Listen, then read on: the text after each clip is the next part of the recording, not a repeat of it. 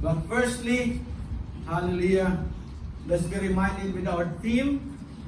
Our theme, okay, in Isaiah 42 verse 7, everyone who is called by my name, whom I created for my glory, whom I formed and made.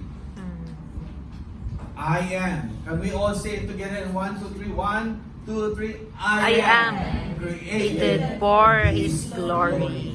Blessed be the name of the Lord. Hallelujah.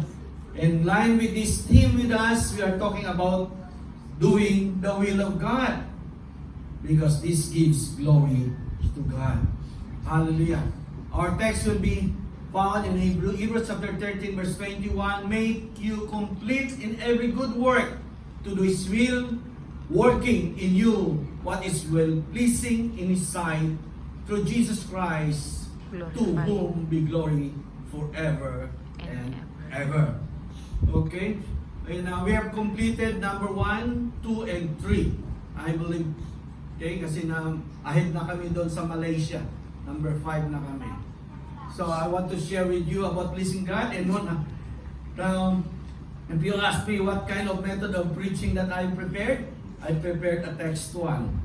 Because everything, this 1 to 6 is within the text.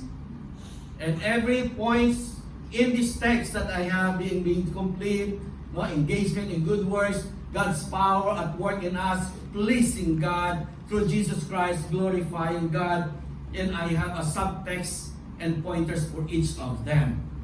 So this is a text 1. Nakita niyo po, those who are absent during last Monday when I teach about the method of preaching, okay?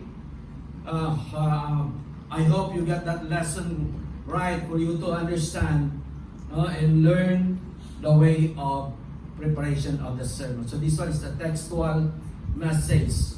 It's divided with some points for each points that I have prepared. Now we are on number 4. We are talking about pleasing God. Okay? When we say pleasing God, it is the ultimate goal of doing God's will. Okay? Is to live in a way that is well-pleasing in His sight. This is a goal.